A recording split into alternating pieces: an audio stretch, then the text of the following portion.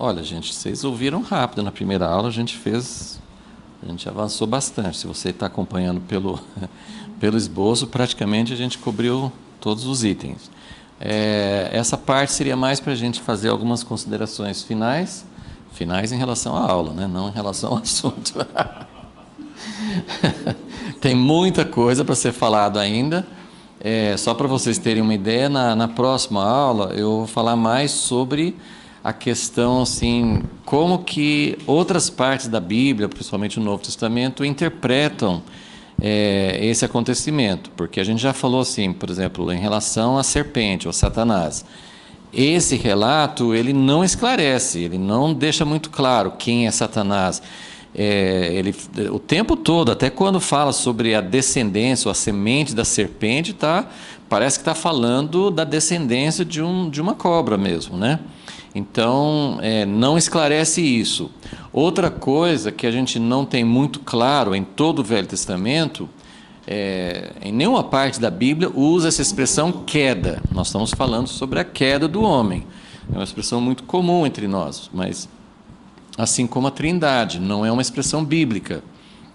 Nenhum lugar na Bíblia fala a Trindade. Nenhum lugar na Bíblia, mesmo no Novo Testamento, não usa a expressão queda.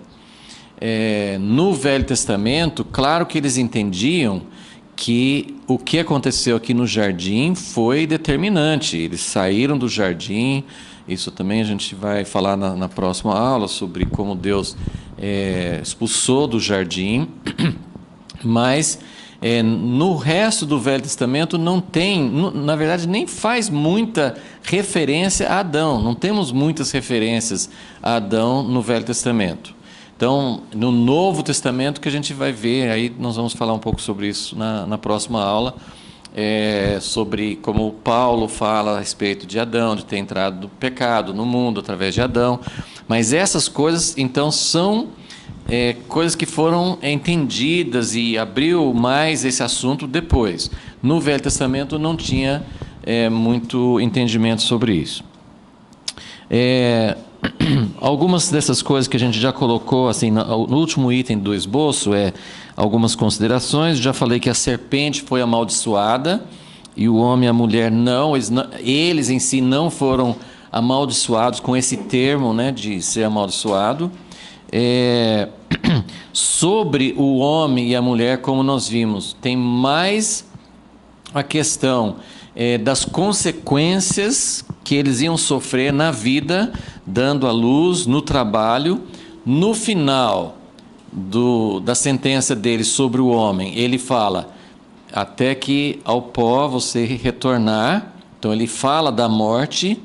A ideia que a maioria das pessoas tem é que no início, né, na criação, o homem não foi criado imortal, mas ele não precisaria ter morrido. Ele teria, né, enquanto estava no jardim, ele tinha acesso à árvore da vida. Então a imortalidade dele seria em virtude dele comer da árvore da vida. Agora, muitas pessoas acham assim, porque eu sempre ficava pensando que quando Deus expulsa o homem e a mulher do jardim, ele fala assim, para que eles não comam da árvore da vida e vivam eternamente. Então eu tinha assim, poxa, mas então significa que eles ficaram no jardim não sei quanto tempo e não comeram da árvore da vida?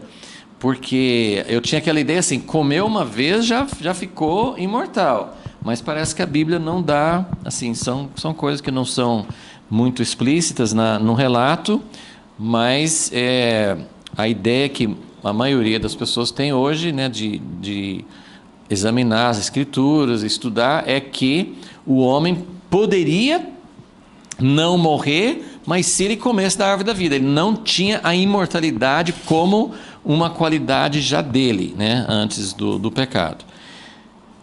Então, mas como, né, tinha acontecido o pecado, né, realmente ele agora não teria mais acesso à árvore da vida, então ele seria sujeito à morte. Então, outra questão que é muito discutida, que a gente vai acabar falando mais na próxima aula também, é que Deus tinha falado, a serpente contestou, que Deus falou assim, se você comer, ainda fala assim, no dia que você comer da árvore do conhecimento do bem e do mal, certamente morrerás. E aí tem toda uma discussão sobre que tipo de morte que estava falando, porque a gente tem a impressão assim, se Deus falou assim, se você comer desse fruto, você vai morrer. A gente tem a impressão assim, ele comeria do fruto e cairia morto, né? E não aconteceu na hora e nem aconteceu por bom tempo depois. Adão viveu mais de 900 anos, né? Aí alguns interpretam assim, não, ele morreu no dia porque para Deus 1000 anos é como um dia, então ele não passou daquele limite de 1000 anos, né? É uma forma de pensar. Outros falam assim, não, essa morte que Deus estava falando se refere à morte espiritual, não à morte física. Mas são considerações, a gente vai talvez falar um pouquinho mais sobre isso, mas a ideia que fica mais claro com o original é que Deus falou assim, quando você comer desse fruto, a morte será uma coisa certa. Não que você vai morrer no dia ou na hora que você comer, mas a partir do momento que você comer, essa morte vai ser algo já determinado, ok? Eu só queria também mostrar essas 3 áreas aqui, quais foram as áreas em que o homem sofreu consequências por causa, então pensando nessas sentenças, pensando no que Deus falou, para o homem e para a mulher, né? Porque o que ele falou para a serpente tem a ver com a serpente. O que Deus falou para a serpente tem a ver com o homem no sentido positivo, porque o que ele falou para a serpente é que a descendência da mulher vai esmagar a cabeça da serpente, então nós temos a certeza, vai ter uma guerra, mas o final da guerra assim, tem um resultado certo, que é a derrota final de Satanás. Então, a sentença sobre a serpente foi uma maldição e já uma sentença de juízo, né? Você vai ter guerra e isso vai ter um fim certo, que vai ser a sua condenação final. Agora, quando o homem e a mulher, isso não fica assim muito claro, mas em outras passagens da Bíblia, assim, você vai colocando as peças do quebra-cabeça juntos, você vai entendendo que Satanás, qual era o objetivo de Satanás? O que ele queria? O que ele estava procurando fazer? Ele queria estragar os planos de Deus, ok. Mas ele tinha um entendimento, assim como depois ele tinha um entendimento que Jesus viria, que Jesus iria vencê-lo. Então Satanás sabe de certos aspectos do plano de Deus, e é claro que ele não quer que aquilo aconteça, porque vai ser a derrota dele. Mas ele tem um reino paralelo. A Bíblia fala muito sobre o reino das trevas, muito não, mas tem várias menções do reino das trevas, que ele é o príncipe. Ele falou para Jesus, e Jesus não contestou, quando ele falou assim, todos esses reinos do mundo são meus, eu dou para quem eu quero, né, na tentação de Jesus. Então Satanás estabeleceu um reino paralelo, um reino adversário. Quando ele fez essa jogada, Deus colocou o homem e a mulher, tem muitas coisas que a gente não sabe com mais detalhes, mas Deus colocou o homem e a mulher para sujeitar a terra, para levar o reino de Deus, estender o reino de Deus sobre toda a terra. E Satanás tem uma outra ideia que não é muito explícita, mas pode ser verdadeira, que Satanás, como um dos 3 arcanjos originalmente com Deus, ele dominava a parte do universo que inclui a terra.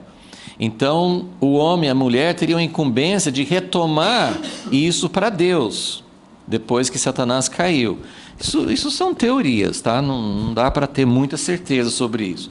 Mas se isso é verdade, então, lógico que Satanás via no homem e na mulher uma ameaça para o reino dele. Então, mas uma coisa acho que é bem clara, que ele quis roubar o coração, a lealdade, a obediência do homem e da mulher para ele, no lugar de Deus. Ele fez isso com Jesus. Me adore aqui que eu te dou todos os reinos da terra. Então, o objetivo dele é estabelecer o reino dele em contraposição a Deus. Então, com isso, Deus estava falando quando Deus estava falando com a serpente, falou assim: você ganhou essa batalha, você ganhou, eles seguiram você e não me seguiram. Mas vai ter inimizade entre você, a sua descendência e a descendência da mulher. Então isso a gente vai falar mais na próxima aula, mas é importante enxergar isso, que isso fazia parte do plano de Deus, e o plano de Satanás era desfazer esse propósito. E quando Deus falou com a serpente, então você é maldita, você vai arrastar no pó, ele também falou sobre essa guerra. Assim, você ganhou, você pegou o domínio da terra e dos homens, mas vai ter guerra, você não vai ter vitória total, e no final você vai ser totalmente derrotado. Então, houve três áreas, assim, falando sobre o que Deus disse para o homem e para a mulher. Então, em três áreas da vida deles passou a ter desordem, né? Em vez da ordem de Deus, passou a ter desordem. Outra palavra é desarmonia, né? Na área pessoal, que é na relação pessoal entre o homem e a mulher, e por conseguinte entre todos os homens e todas as pessoas, né? Mas essa questão que ele colocou, né? Seu desejo será para o seu marido, mas ele vai dominar sobre você. E isso traz uma clareza muito forte, assim, de que não vai ter mais a harmonia no relacionamento que era o propósito original de Deus. Então, isso é pessoal ou relacional, né? Eles não teriam, então isso seria uma área afetada pelo pecado. Espiritual é a relação entre eles e Deus.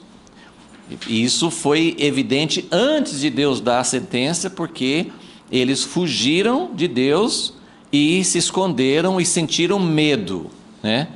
E depois também eles foram expulsos do jardim. Então tudo isso fala de uma relação espiritual. Agora, é muito interessante, sempre várias pessoas têm chamado a atenção para o fato de que a gente tem aquele versículo que os pecados fazem uma separação entre nós e Deus.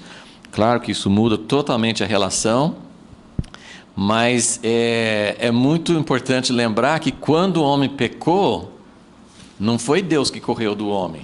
Eu não posso tocar, eu não posso ficar perto de quem pecou. Deus veio para o jardim e chamou o homem.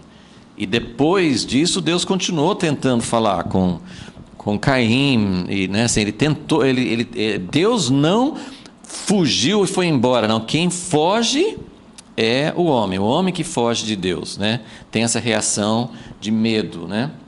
E a terceira área, a área física, né? Que seria todo esse sofrimento, né? Tanto da mulher como do homem, e terminando em morte física, né? Então são três áreas diferentes em que o pecado nos afetou. Então eu só queria agora chamar a atenção duas áreas que eu acho que são assuntos grandes, mas só vou dar um toque de leve assim nesses assuntos. É essa questão do medo, né? Que Adão disse: eu ouvi o som de Deus chegando perto e tive medo, né? Então tem vários textos que falam sobre isso, mas vamos ver o texto, acho que mais conhecido, que é 1 João.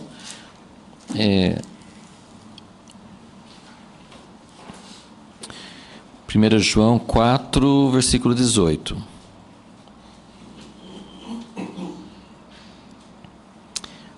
Vamos começar no versículo 16. E conhecemos o amor que Deus tem por nós. Conhecemos o amor que Deus tem por nós. E cremos neste amor. Deus é amor, quem permanece em amor permanece em Deus e Deus nele. Nisto o amor é aperfeiçoado em nós, para que tenhamos confiança no dia do juízo, pois assim como Ele é, nós também somos neste mundo. E o versículo 18: no amor não há medo, pelo contrário, o perfeito amor elimina o medo, pois o medo implica castigo, e quem tem medo não está aperfeiçoado no amor.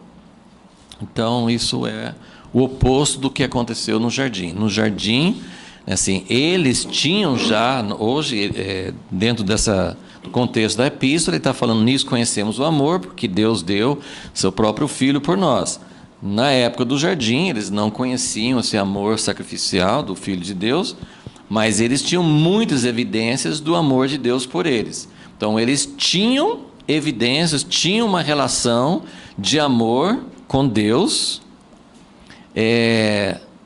Como é que eles poderiam ter resistido a esse engano, a essas tentações de Satanás? Através de se fundamentar no amor. Que o amor, se você ama alguém, você tem confiança nessa pessoa, né? As relações humanas são muito limitadas. Esse amor é limitado e a confiança em alguém sempre é limitado, porque ninguém é perfeito. Mas o amor de Deus é perfeito. Deus não tem como, né, errar em relação a alguém. Então, o amor perfeito lança fora todo medo. E esse medo de Deus, onde tem medo, tem alguma coisa errada. Então, você pode ver tantas vezes, né, que na Bíblia, quando as pessoas às vezes viam um anjo, ou se tinham uma experiência com Deus, eles tinham medo. E a gente sabe que tem um elemento de temor, de reverência, mas por que tem medo? Por que Isaías, em Isaías 6, por que ele tremia? Porque ele falou assim: eu sou uma pessoa impura. Então, o pecado gera medo, medo faz a gente se esconder e correr. Nós não queremos nos revelar, mas para Deus, e aí vem essa pergunta que eu fiz, assim, se o homem, o homem principalmente, mas o homem e a mulher, se eles tivessem, ao invés de jogar a culpa para o outro, se ao invés deles só falarem assim, eu estou com medo porque eu vi que eu estou nu, se ele tivesse falado assim, eu transgredi a única coisa que o Senhor pediu de mim, a única coisa que eu tinha que fazer dentro da tua ordem, dessa coisa perfeita aqui, era não tocar nesse fruto do conhecimento e do bem e do mal, né? E como isso voltando assim também a falar sobre como isso é uma coisa que as pessoas, a tentação que eles tinham e que Satanás colocou assim, coma, né? É bonito, é gostoso, vai fazer você ser sábio, não é do jeito que Deus fala. Então esse desejo de experimentar, as pessoas têm isso na juventude, mas isso nos acompanha a vida inteira. Quando tem alguma coisa, a gente sempre quer, eu quero experimentar, eu quero saber como que é, eu quero saber por mim mesmo. Então, esse desejo, esse é o conhecimento que nos mata. Porque quando você experimenta de uma relação imprópria, quando você experimenta das coisas que você vê, quando você experimenta de um conhecimento que não é correto, quando você vai atrás de algo proibido, você pode depois falar assim, puxa, eu experimentei, é ruim mesmo, né? Só que o mal foi feito. Por isso que Deus falou assim, não pode nem experimentar. A mulher falou assim, não pode nem tocar. E sempre as pessoas falam assim, não, Deus não falou que não pode tocar. Mas eu acho que era melhor não tocar mesmo, né, no fruto, porque era para não se aproximar. Aquilo que não é de Deus, a gente não precisa experimentar para descobrir que não é bom para nós, né? Então,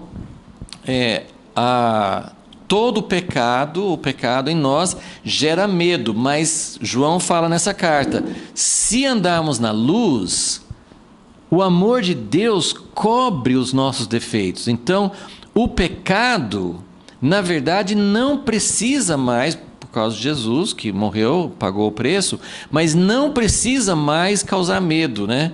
No capítulo 3, ele fala assim, versículo 19: nisto conheceremos que somos da verdade, tranquilizaremos nosso coração diante dele, pois se o coração nos condena, Deus é maior que nosso coração, ele conhece todas as coisas, e se o coração não nos condena, temos confiança para com Deus. Então, andar na luz, confessar os pecados, reconhecer, quer dizer, não correr, não se esconder, não transferir a culpa, né? Davi cometeu pecados muito sérios, mas quando o profeta confrontou Davi, primeiro, sim, ele contou uma história que era para ter caído a ficha, né?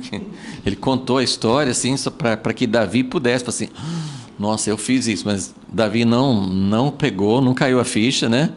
Quem que é esse homem? Eu vou matar esse homem tem que ser trazido para juízo. Aí, né, eu imagino Natan, assim, por mais que Davi fosse um homem temente a Deus, um profeta falar com o rei que ele errou, ele estava correndo risco de vida, né?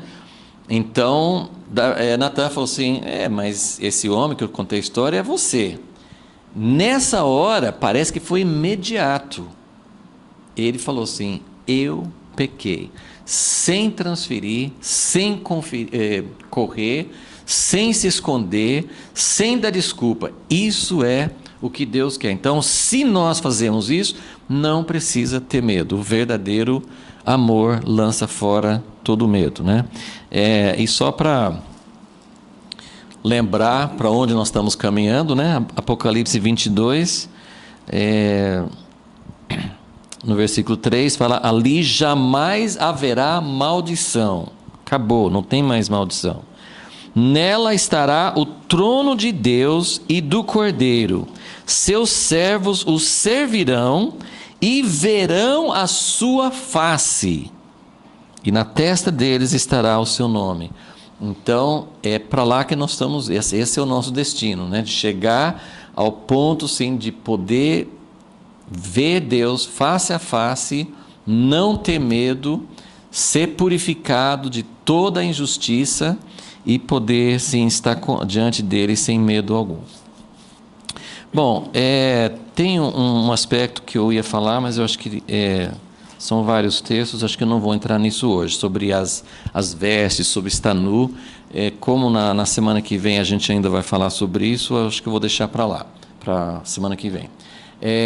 Só mais uma coisinha antes de terminar.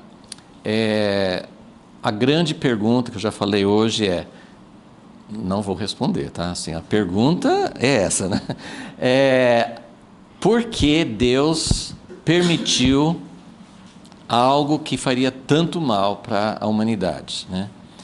Não vou responder, mas assim, é um pensamento assim, eu estou edificando esse pensamento em cima de algo que todo mundo fala. Eu acho que a razão principal porque Deus colocou a árvore no jardim, porque Deus deu a liberdade de comer ou não comer, a parte que todo mundo fala não responde, a gente não consegue entender perfeitamente, tem muita dúvida sobre o livre-arbítrio, mas a ideia principal é que se Deus não colocasse a árvore, o homem não teria opção, ele só podia obedecer, não ia ter nenhuma proibição, e esse tipo de amor, um amor de robô, um amor assim não voluntário, um amor assim que por que você me ama? Porque não tem mais ninguém, não tem mais nada para eu fazer a não ser amar. Então assim, isso não serviria para Deus. Eu acho que é fácil a gente entender isso, né? Que a necessidade de ter o livre-arbítrio, isso é uma grande questão filosófica, a gente tem livros inteiros e debates inteiros sobre isso, mas assim, acho que a essência da coisa Deus não ia satisfazer de forma alguma ele criar uma raça, uma humanidade que não tivesse liberdade. Ok, até aí tudo bem. Mas ainda fica, pelo menos na minha cabeça, ainda fica essa pergunta, mas olha que consequência a consequência deles terem pecado, deles terem comido desse fruto e todas as consequências que vieram, mas assim, quando você pensa, como eu já falei, assim, no sofrimento da humanidade, é muito grande.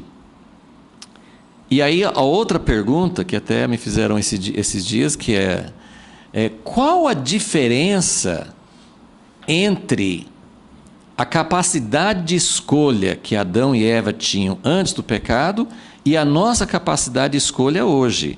Qual que é a diferença? Porque, teoricamente, nós entendemos que eles poderiam não ter comido daquele fruto. E hoje, pelo pecado, pela ideia de pecado original e pela nossa observação prática, ninguém consegue escapar, desde criança não consegue escapar dessa é uma lei, né? Parece que não tem como. E aí a gente pergunta, mas gente, se Deus colocou, por exemplo, nós temos 2 cenários. Lá com os anjos, com Satanás, eles também tiveram uma escolha. E alguém fez a escolha errada e 1/3 dos anjos seguiu Satanás. Então, entre os seres angelicais, não sabemos qual que é a diferença, capacidade que eles têm de escolha, qual que é a comparação entre um anjo e um ser humano, a gente não sabe de nada disso, mas onde tinha livre-arbítrio, errou lá. Onde tinha livre-arbítrio, os únicos 2 cenários que a gente conhece, onde tinha liberdade de escolha, parece que uma coisa não tem como sair. Mesmo antes do pecado, parece que onde tinha liberdade de escolher, eles escolheram errado. Deixa eu ver se eu consigo, pelo menos, chegar assim, deixar vocês com tanta pergunta, vocês não vão conseguir dormir à noite, né?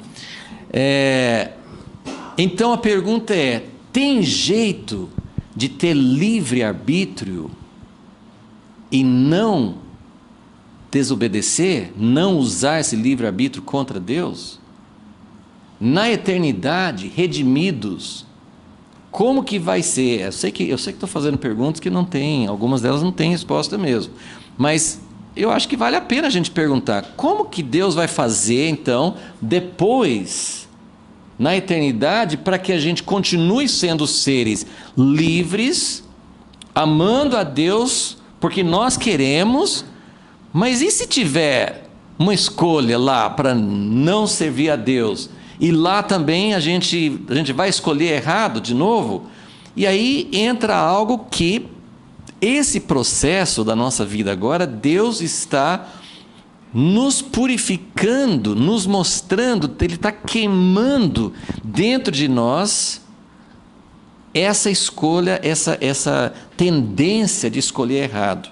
Porque na eternidade nós vamos continuar sendo agentes livres, capazes de escolher, capazes de amar a Deus voluntariamente, mas Ele está dizendo, não vai ter mais maldição, não vai ter mais, a gente não vai mais cair disso. Nós estaremos acima. Eu sei que não dá para explicar como, mas o que eu estou querendo dizer é, Deus... Ele jamais faria algo que não fosse necessário. Estou falando tudo isso para dizer assim, apesar da nossa incapacidade de entender todas as razões, eu estou querendo dizer assim, Deus não colocaria a humanidade para passar por tanto sofrimento se não fosse absolutamente necessário para que a gente pudesse chegar aonde Ele quer chegar.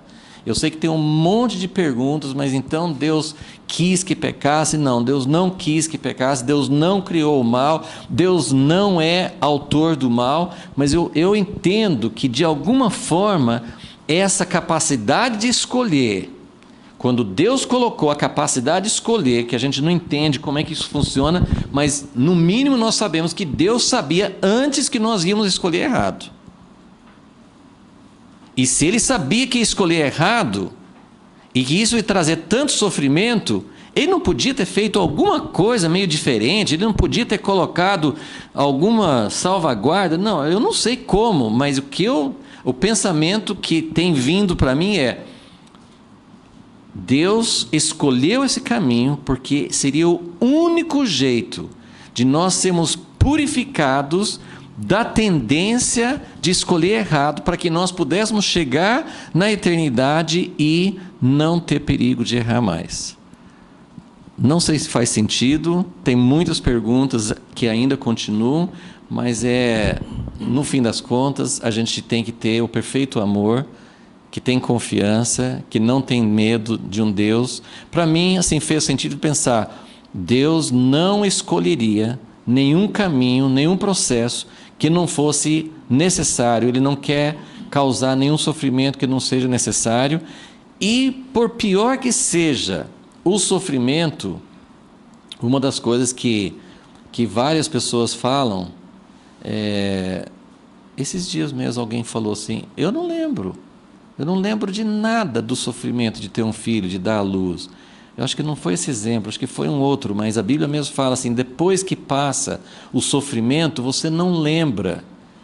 Talvez noites sem dormir, talvez problemas, muitas dificuldades para criar. Às vezes eu penso assim: se o pai e a mãe, principalmente a mãe no início, mas pai e mãe pelo menos deveriam compartilhar o sofrimento juntos, de criar um filho, se soubesse de tudo, se eles pudessem ver um filme de todas as noites sem dormir, de toda a preocupação com doença, quando o filho é adolescente, quando o filho é adulto, de todas as coisas de todo o sofrimento envolvido no acompanhamento de um filho, será que você teria o filho?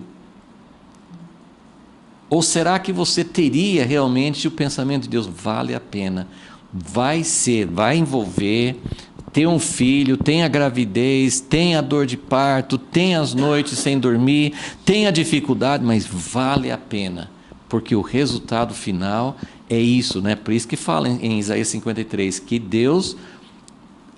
que agradou a Deus moer Jesus, se é que você pode imaginar tal coisa, por causa do resultado final. Ele teve prazer que o Filho passasse pelo sofrimento para nos ganhar de volta, e ele tem o prazer de saber que mesmo nós, todo o sofrimento que está envolvido na nossa vida, vai valer a pena, porque o resultado final é algo que ele tem em mente e que, pela alegria que lhe foi proposta, ele suportou a cruz e ele suportou toda a dor que ele sofre conosco, que Deus é Pai, ele não sofreu só com Jesus na cruz. Concordam? Aliás, está aí, né? O sofrimento de Deus, né? Se quiser ler mais sobre o sofrimento de Deus, né? Deus sofre juntamente conosco. Onde estava Deus quando o meu filho morreu? No mesmo lugar que ele estava quando o filho dele morreu. E todo o nosso sofrimento ele carrega e sofre, porque a capacidade de sentimento dele é muito maior, ele sofre muito mais do que nós. Bom, com esse pensamento vamos parar por aqui, porque a gente não tem nem autorização para ir além. Tem muitas coisas que a gente não sabe, mas Deus pode nos revelar, e é importante saber que Deus é um Pai e nada acontece que não é estritamente necessário. Senhor Deus, nós queremos te agradecer por teu amor, por teu plano, Senhor. Sabemos que existem coisas que a gente não consegue responder, existem aspectos realmente de grande agonia, de grande dor, para o Senhor em primeiro lugar, e para nós também na nossa caminhada, e para muitas e muitas pessoas que sofrem coisas terríveis como consequência dessas decisões erradas. Mas, ó Deus, nós cremos em Ti, cremos no Teu amor, e queremos que o Teu amor em nós lance fora todo o medo, para que um dia nós possamos estar diante de Ti, contemplando a Tua face, sem nenhum tipo de medo, de vergonha, de tendência, de impulso de correr, de esconder. Que nós possamos estar diante de Ti, Senhor, e que isso possa ser nossa experiência desde agora também. Em nome de Jesus. Amém.